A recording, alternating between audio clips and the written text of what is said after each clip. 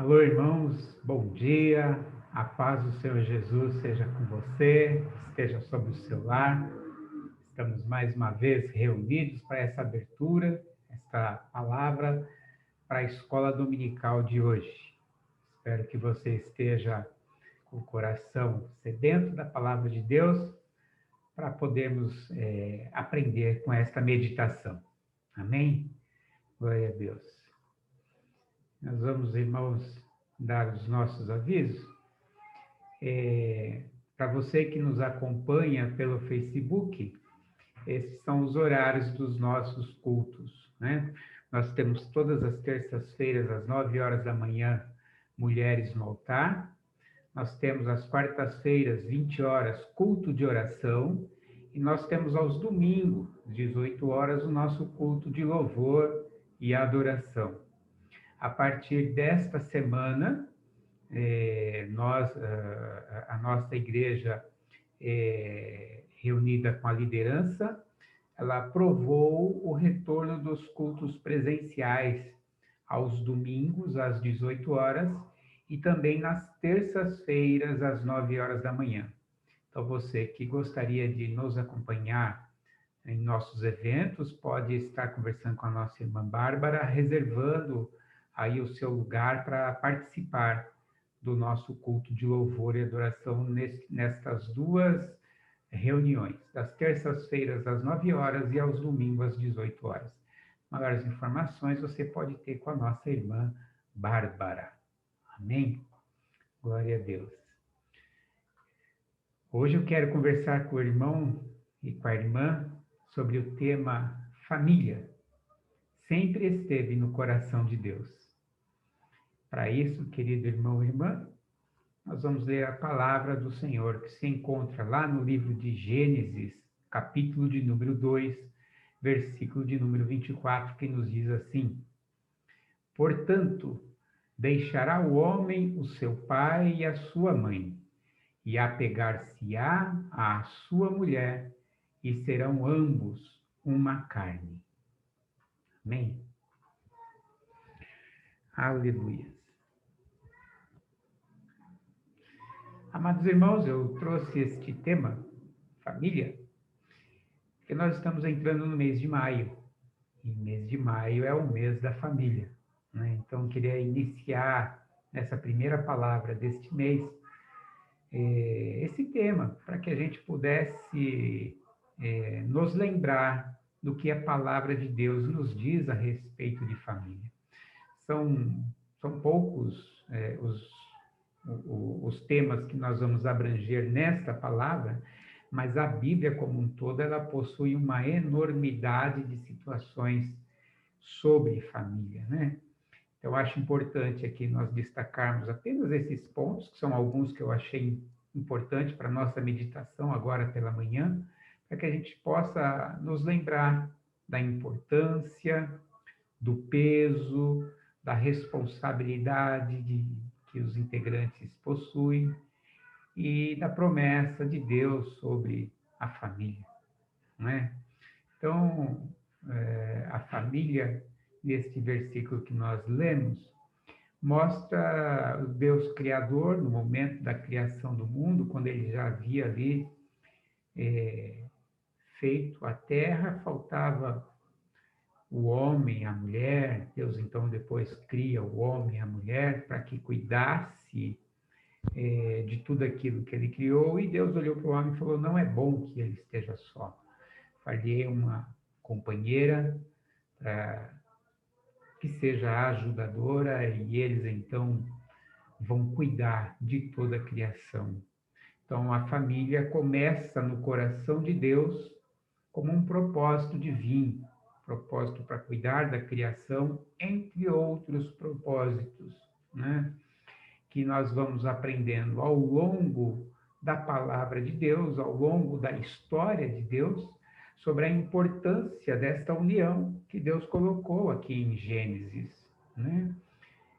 Deus colocou esta união para que os dois se complementassem, para que os dois pudessem caminhar como única pessoa. Os dois juntos com propósitos juntos, únicos, um suportando o outro dentro da sua missão como participante da família, né? E nós vamos caminhar hoje, irmãos e irmãs, um pouquinho na palavra de Deus, para falar sobre o tema família. Então, serão muito mais indicações de versículos bíblicos em relação ao propósito da família do que muito mais a gente ficar falando, né, sobre aquilo que a gente pensa. Acho que é melhor deixar a palavra de Deus conduzir o assunto. Então, deixará o homem seu pai e sua mãe e pegar-se a sua mulher. Em Eclesiastes, capítulo 9, versículo 9, a palavra de Deus nos diz assim: goza a vida com a mulher que amas, todos os dias da tua vida vã, os quais Deus te deu debaixo do sol, todos os dias da tua vaidade. Então, nós vemos que está no coração de Deus, irmãos e irmãs, que o homem e a mulher vivessem essa união constante. É o propósito de Deus que esse relacionamento entre o homem e a mulher seja duradouro, seja uma crescente todos os dias de sua vida, né? Enquanto viver. Isso é uma coisa, é um desejo que está no coração de Deus, né? E desta união, amados irmãos e irmãs, de todos os dias, quero ler agora o próximo versículo do Senhor, que está lá no capítulo de Salmos, capítulo 127, nos versículos 3 e 4, que diz assim: eis que os filhos são herança do Senhor, e o fruto do ventre o seu galardão. Como flechas na mão de um homem poderoso, assim são os filhos da mocidade, né? Então, nós vemos, amados irmãos e irmãs, que da união que o Senhor sonhou para a vida do homem, para que fosse um evento duradouro, de caminhada, de crescimento, e que desta união se produzam frutos, que são os filhos. E a palavra de Deus, quando diz que os filhos são como flecha na mão de um guerreiro, esta analogia é muito simples de ser entendida, porque assim como um guerreiro ou uma pessoa munida de arco e flecha, quando ela atira a sua flecha vai muito além da sua posição de atirador. Então, a ideia desse versículo é que os filhos irão alcançar coisas que ao pai e à mãe talvez não sejam algo que eles possam alcançar para si próprio, mas que os seus filhos iriam conquistar estas coisas. E que feliz é o homem, feliz é a mulher que enche a sua casa com os filhos, porque eles são herança, porque eles são suporte, porque eles são alegria, né? Quem é pai, quem é mãe, quem já teve esse privilégio, sabe de qual é o sentimento de olharmos para os nossos filhos e de estarmos reunidos com eles e de qual é o desejo do nosso coração para os nossos filhos. Mas não só de alegria, a gente se relaciona com os filhos, mas também com uma tremenda de uma responsabilidade. O livro de Provérbios, capítulo de número 22, no versículo de número 6, nos diz assim: educa a criança no caminho em que deve andar, e até quando envelhecer, não se desviará dele. Então, amado irmão e irmã, nós vemos que na palavra de Deus, da nossa responsabilidade de educador, de colocarmos os filhos ao mundo, mas também de saber que sobre eles deve estar a nossa educação. Educação no sentido de dar a eles, desde pequenininho, o conhecimento e principalmente o conhecimento da palavra de Deus. Antigamente, no Antigo Testamento, quando não havia o acesso à escrita, eram pouquíssimas homens que sabiam escrever, por isso que a palavra de Deus ela foi escrita por poucos homens e se espalhou até os dias de hoje, mas a palavra de Deus era ensinada pela repetição e pelas histórias que eram contadas por pessoas que viveram situações e experiências diretas com Deus. Então, o ensino da palavra desde pequeno era no intuito de ter uma reunião familiar, que eles se assentavam, e ali então o pai e a mãe passavam para o filho ou para os seus descendentes todos os feitos que o Senhor já havia realizado no meio deles, principalmente em suas famílias. Os feitos vividos, e isto era passado, porque como eram poucos os que escreviam, esta experiência precisava ser passada, para que desde pequeno as crianças entendessem quem é Deus, quem é o Criador, qual é o propósito do Criador para aquela vila, para aquela região, para aquela família. E para nós hoje, amados irmãos, essa palavra do Senhor continua, que nós venhamos a saber educar os nossos filhos na palavra de Deus, entre outras responsabilidades que temos, mas a maior delas, sem dúvida, é ensinar a eles a palavra de Deus, para que quando eles se tornarem adultos, principalmente naquela fase de adolescência, juventude, para que eles não se desviem do caminho do Senhor, porque a volta para o caminho do Senhor será muito mais difícil. Por isso, nós temos que, com persistência e sabedoria, educar os nossos filhos no caminho do Senhor. Amém? Vamos continuar mais um pouco, que a palavra de Deus também nos diz, lá no livro de Efésios, capítulo de número 5, versículo de número 33. Assim também vós, cada um em particular, ame a sua própria mulher como a si mesmo, e a mulher reverencie o marido.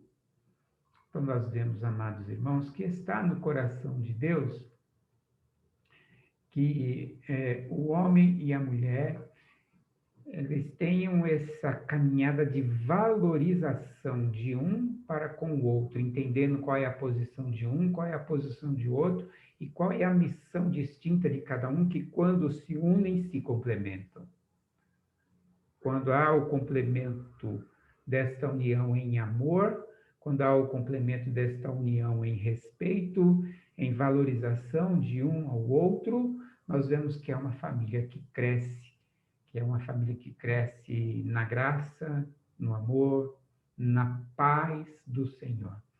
Quando há o desequilíbrio entre homem e mulher, é porque alguma destas regras foi desrespeitada, porque algum desse mandamento não foi cumprido, ou faltou amor, ou faltou o respeito, ou faltou o zelo, ou faltou o cuidado, não é?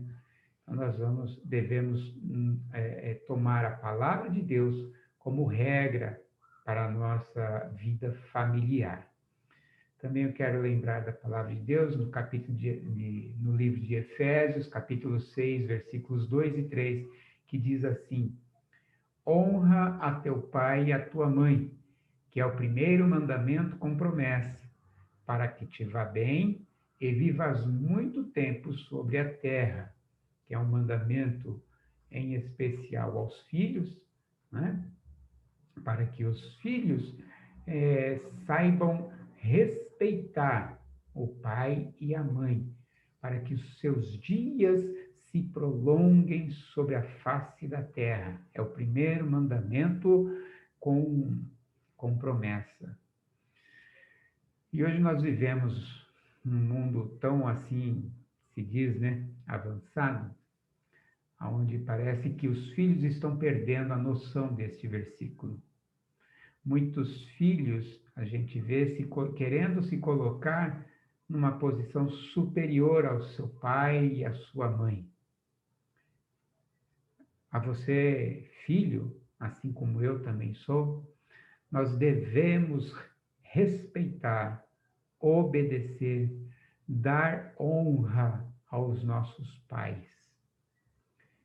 Os nossos pais têm autoridade espiritual sobre as nossas vidas.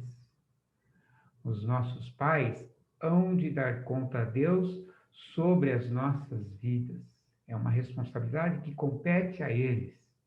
Por isso, nós devemos respeitar essa autoridade que Deus deu a eles, honrar os nossos pais. E existem muitos filhos que hoje parece que querem que inverter essa situação, querem sair de uma posição de dar honra para receber o desejo daquilo que quer fazer, quer ter a liberdade, quer ser honrado pelo pai e pela mãe. Não. O pai e a mãe não devem provocar a ira dos seus filhos, mas devem educá-lo. E educar, muitas vezes, irmãos e irmãs, representa repreensão, representa dizer não, representa dar caminhos que conduzam a vida do filho para uma vida honrada, uma vida verdadeira, justa. E os filhos têm que entender essa posição dos pais, que nem sempre vão ouvir sim, sim, sim. Algumas vezes vão escutar não, vão ouvir repreensão. E quando a gente é bem pequenininho, criancinha ali, né? Que é meio que emburradinho e tal, algumas vezes ainda diz a palavra de Deus que a gente precisa utilizar a vara, né? Para educar, ensinar o filho. Né? Essa é a palavra do Senhor. Quero ler também com o irmão e a irmã o livro de Josué, capítulo de número 24, versículo de número 15, que diz assim: Porém, se vos parece mal aos vossos olhos servir ao Senhor, escolhei hoje a quem sirvais. Se aos deuses a quem serviram vossos pais, que estavam além do rio, ou aos deuses dos amorreus, em cuja terra habitais, porém, eu e a minha casa serviremos ao Senhor. Aqui, amados irmãos, Josué falando com as 12 tribos. Havia ali uma divisão, umas pessoas querendo andar, né, na idolatria, no desrespeito aos ensinamentos de Deus. E Josué, então, dá um ultimato para esse povo. Escolhei hoje a quem sirvais. Se aos deuses dos amorreus, se aos deuses que alguns dos seus pais adoraram, se desviaram do caminho, escolhe. A escolha é sua. Deus não quer colocar nada sobre nós que seja obrigado. Deus quer a nossa gratidão sincera e voluntária. Ele permite que a gente faça a escolha. Que nós, irmãos e irmãs, saibamos escolher assim como Josué. Eu e a minha casa serviremos ao Senhor. Aquele que cuida, aquele que zela, aquele que honra a este povo. Não é? E eu quero ler com os irmãos o último versículo dessa nossa meditação, que se encontra lá no livro de Zacarias, capítulo de número 2, versículo 8. Pelo seu poder, o Senhor Todo-Poderoso me mandou entregar a seguinte mensagem às nações que tinham levado embora toda a riqueza do seu povo. Quem toca no meu povo, toca na menina dos meus olhos. Aleluia. Glória a Deus. Amados irmãos, assim como Josué fez a escolha, e eu e a minha casa serviremos ao Senhor. E do Senhor vem esta promessa de cuidado, do Senhor vem essa promessa de zelo, dizendo que quem toca no meu povo, toca na menina dos meus olhos. Você, querido irmão e irmã, está nas mãos do Senhor, é protegido pelo Senhor, é rodeado pelo Senhor. Para tanto, nós precisamos aplicar todo o ensinamento da palavra de Deus sobre a minha vida, sobre a vida da minha esposa, sobre a vida dos meus filhos, para que a gente viva esta bênção do Senhor. Por isso, irmãos e irmãs, nesse mês de maio, mês da família, que nós possamos, assim, a exemplo desses poucos versículos que eu selecionei, dentre tantos que a palavra de Deus nos mostra, que nós possamos relembrar dos ensinamentos de Deus para a nossa família e trazer a aplicação, a ação destes versículos no nosso dia a dia, para que a gente tenha uma família feliz e próspera. Que seja assim a bênção do Senhor sobre a sua família, em nome de Jesus. Eu quero orar com você agora. Pai amado, bendito é a tua palavra, Senhor, que vem para nos ensinar, que vem para direcionar as nossas ações. Que todas as famílias de nossa igreja, Senhor, possa comportar-se de acordo com a tua palavra, cada um na sua posição. Pai, mãe, filho, que possamos, ó Pai, aprender na meditação da tua vontade. Está assim em teu coração, que seja realizada em nossas vidas. Em nome de Jesus, ó Deus, é que eu oro. Amém. Amém, querido irmão e irmã? Feliz mês da família. Que Deus abençoe a sua família e que você tenha um excelente domingo na presença do Senhor. Amém.